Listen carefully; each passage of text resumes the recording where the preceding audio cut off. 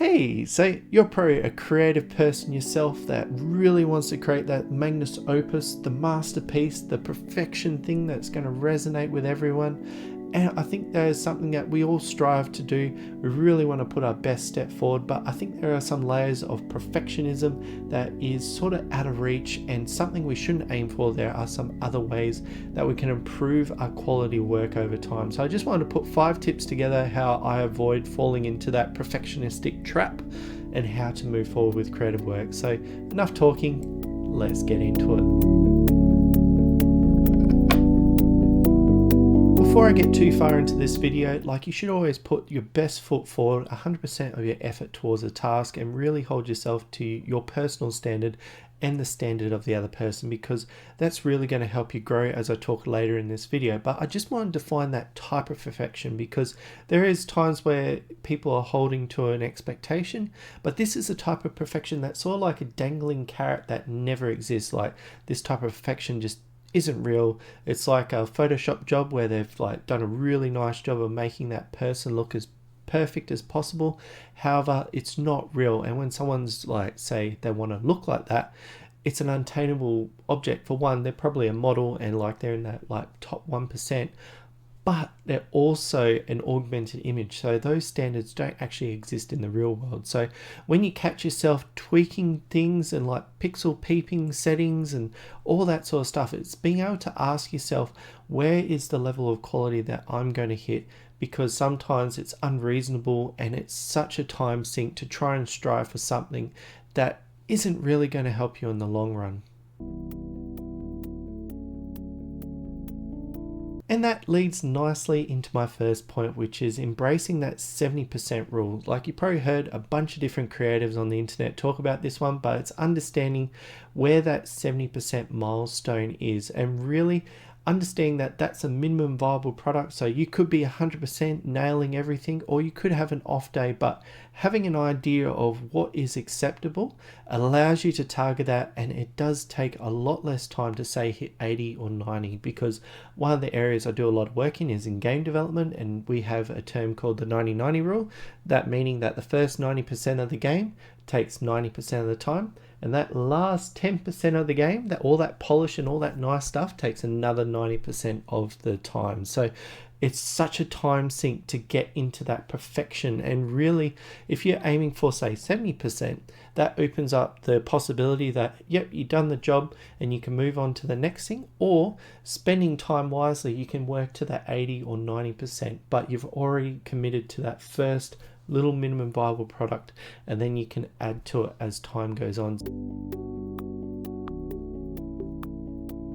So you're probably asking, how do I define my minimum viable product? And that's where tip number 2 comes in, and that is to understand what complete looks like. So I do a lot of music on this channel, so I'll use that as an example, but really it comes down to I'm going to make a song or I'm going to make a sound effect, but it's a little bit more defined than that. It's really, this song is going to be fit for a game for X, Y, and Z. I'm going to make a sound effects that is going to be a user interface function to tell the player that they've clicked the button, because it's really about that output that I'm focused on. Because if I've just got a brief that says make a song, I can sit there and tweak for days. But if I have something that I can build fit for purpose, I can really focus on those commitments and say, well, I've worked on this song now for, say, a couple of days.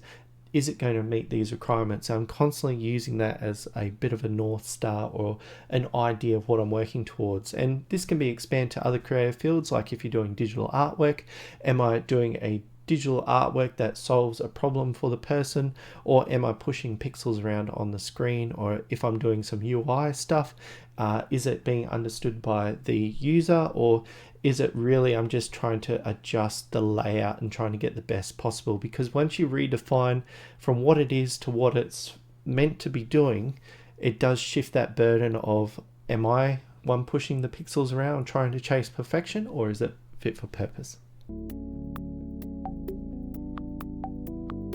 Now, as a creative, you probably experience this time sink before, especially with synthesizers. Like I'll sit there, start tweaking, plugging extra gear in, having a really good time, and I'll go check my watch, and it's like 4 hours have disappeared, and I'm like, oh my God, where'd they go?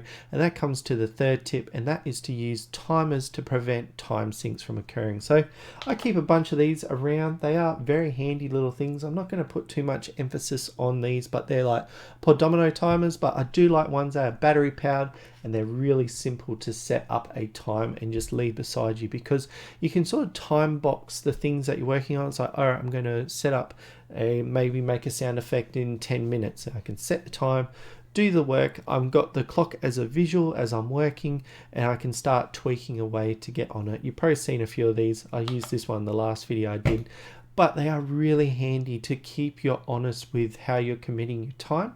And you also start chasing against the clock, so you're like, oh, I'm going to beat you. So you have that bit of like extra competition going on through your creative work. And over time you start realizing that maybe you're timing yourself too short for certain tasks or too long for others, and then you can start building out a mental mind map of how long certain pipelines are going to take depending on what you're working on. Now, this isn't to mean put everything under a time crunch, because that is a very fast way to burn out, but it's just a really good way to stop that sort of endless creep of tweaking settings or pushing pixels around.